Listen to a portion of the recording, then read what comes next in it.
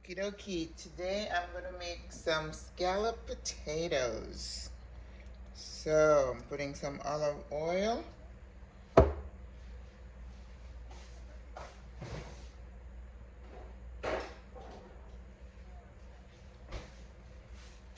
And some Kerrygold butter, which is what I have.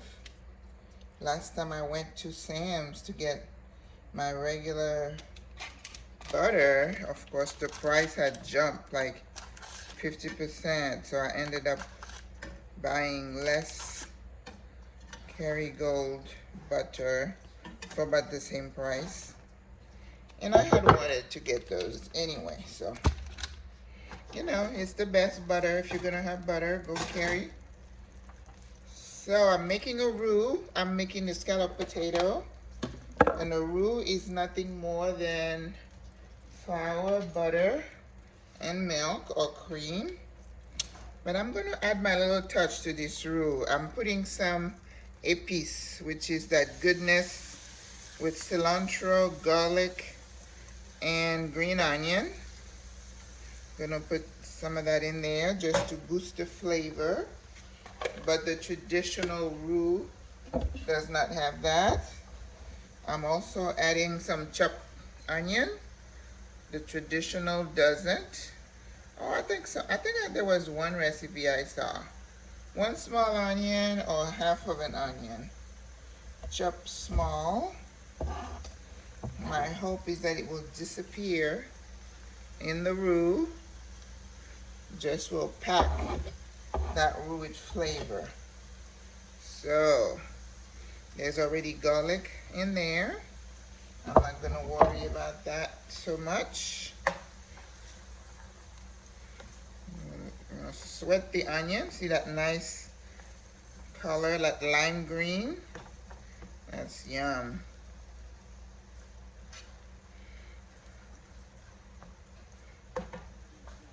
And then it's gonna be flour and then milk. I have heavy cream, or you could use milk, or you could use half and half. I'm gonna do a mixture of heavy cream and half and half. Yep. So this weekend, I was blessed by a friend who cooked me one of my favorite things, legume. She rocks that legume. I make legume, but she beats me.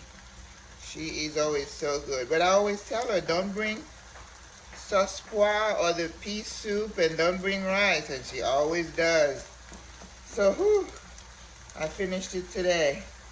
So I gotta take my Lasix tomorrow. I know I'm gonna be swollen and holding water. Okay.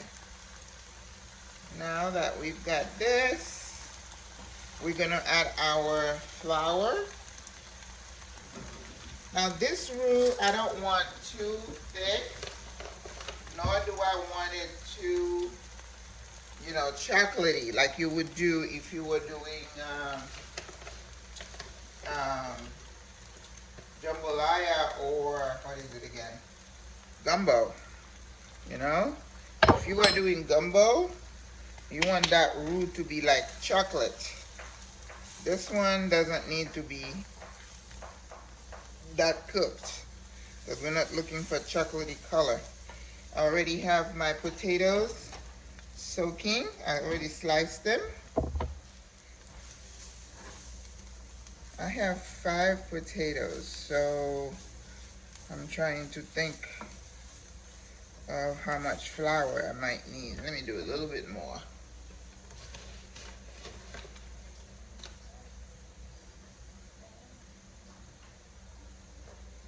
Okay. So I do want the flour to cook a little bit.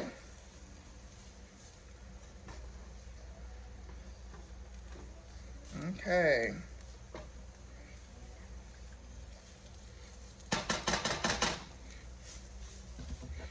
So heavy cream. That looks about half a cup.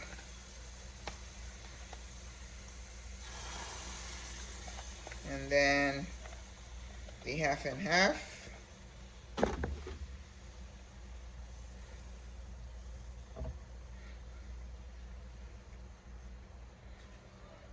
So I'm going to use a spatula because I don't want to scrape my pan, which is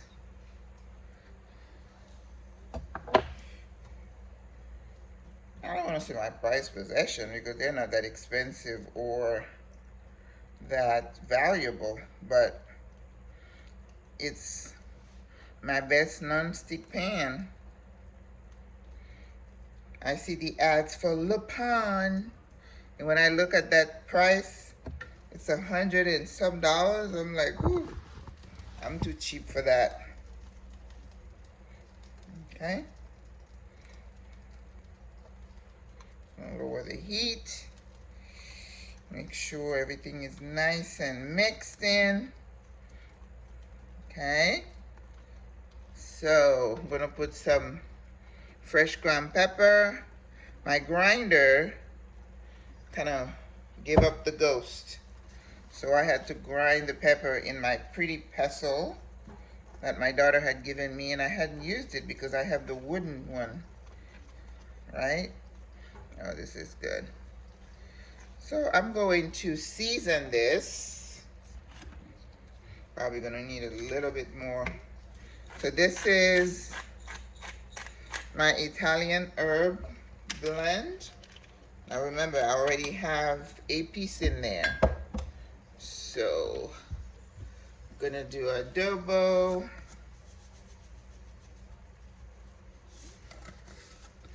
Gonna do smoked paprika. Love this stuff. Turmeric, no. Okay.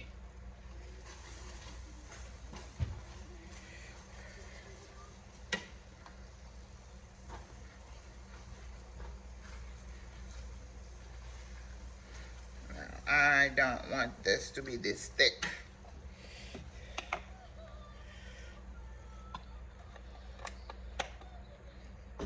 Okay, so let me put a little bit of salt and a splash of lemon juice. Salt. Now there's no salt in those potatoes, so I have to make sure I have enough salt in here to season the potatoes. And then we're going to finish it off with some cheddar cheese.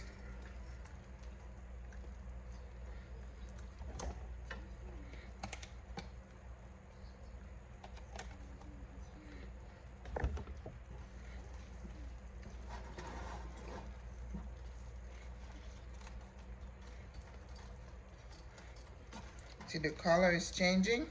It tells me that it's cooked. Nice. Lemon juice. You know me and lemon. It's a love affair with lemon. Okay. So, let's have a taste. Whew.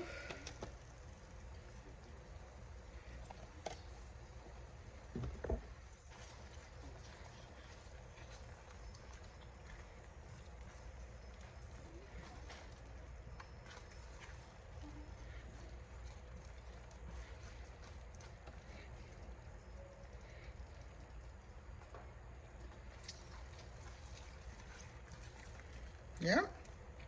Yep, got enough salt. Okay.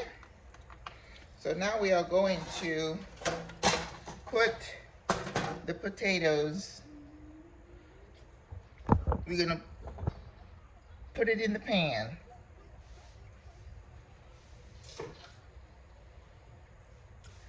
These are the potatoes that were soaking, and I took a couple of pictures just to show how you're supposed to put a splash of lemon juice after you put your potatoes in the pan. We're gonna layer these potatoes, okay? And when you slice the potatoes, you can either use a mandolin or you use your knife and slice them really, really thin.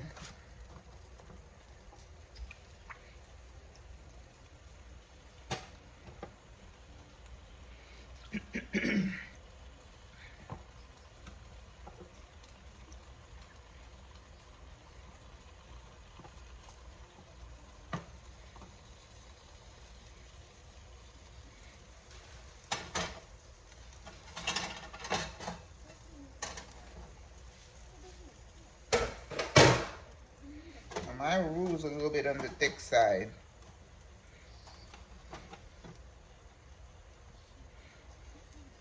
But the flavor is the same. When you put that baby in the oven, if yours is thin where you just pour it on there, that's perfectly fine.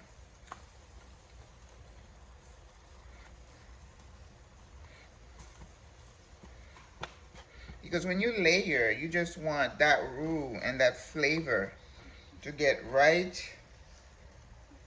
in between those layers. So you can have a good flavor with those potatoes. Now ideally, you want to do this maybe a few hours, maybe an hour or two. Mine is going to be, I don't want to say marinating.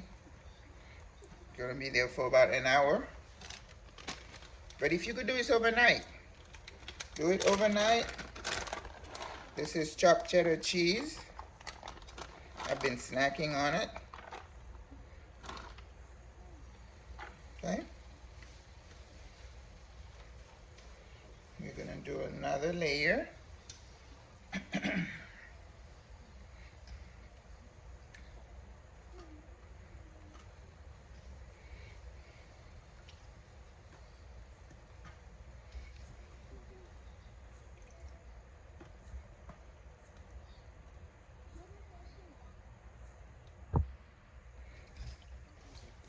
And then we're gonna have a top layer.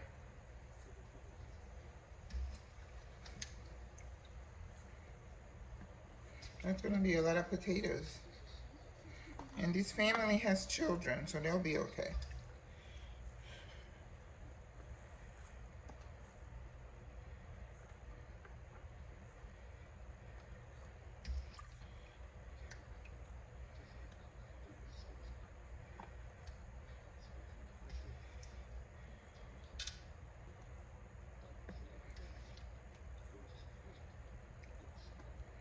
Okay.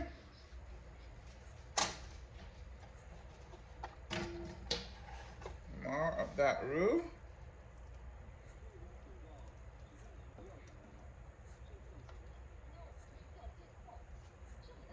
You know, like when you do what is it, macaroni and cheese? It's the same principle. You get the roux and then you mix everything in. And when it gets in that oven, everything kind of spreads out. Oh my. Yeah.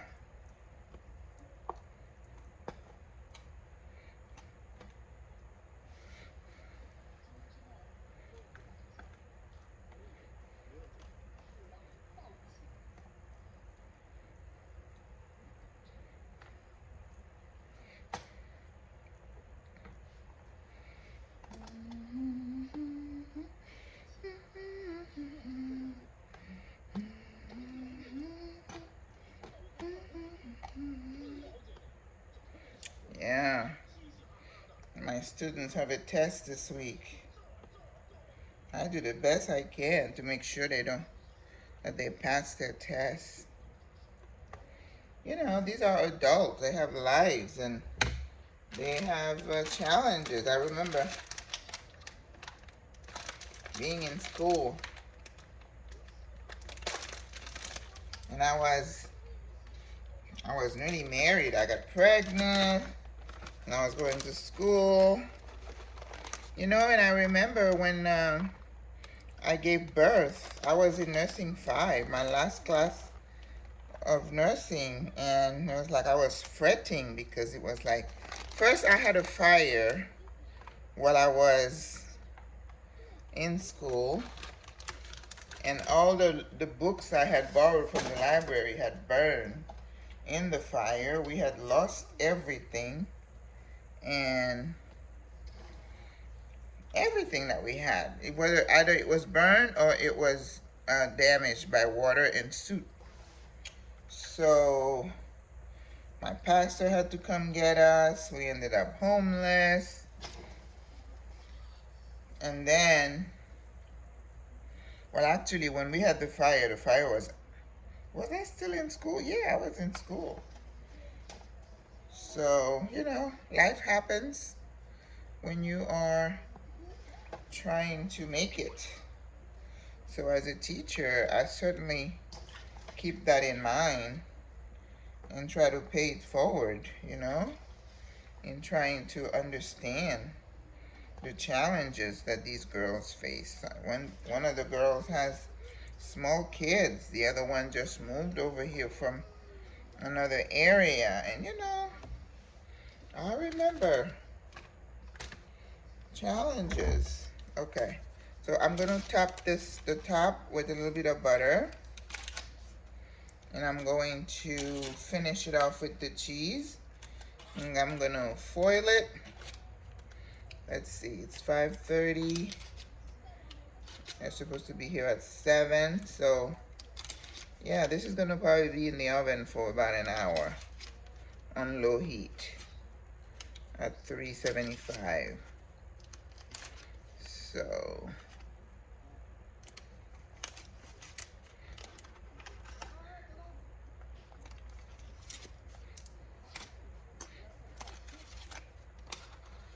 all right, and then the cheese.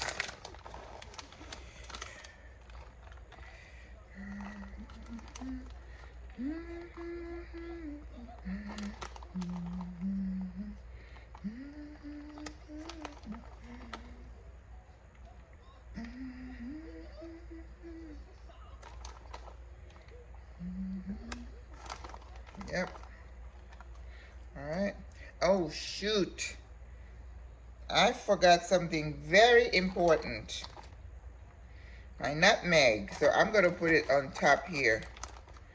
My secret to making great macaroni and cheese and potatoes is to grate a little bit of nutmeg in the roux.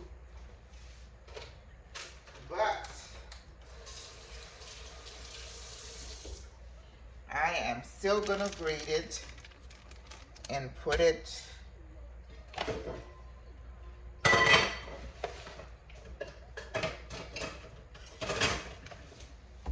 so 375 for about an hour.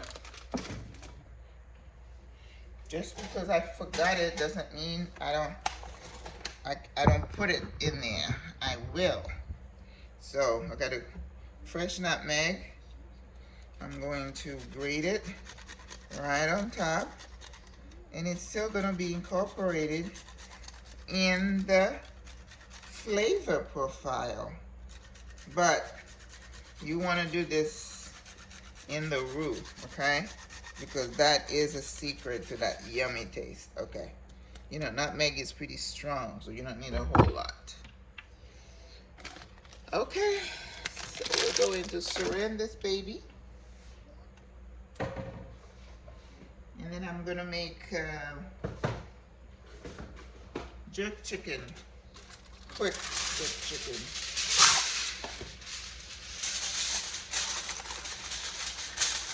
So I'm going to bake it covered, and then I'm gonna cover it in the last 15 minutes so it can be nice and bubbly and crispy. Voila, au revoir. I'll show the picture at the end.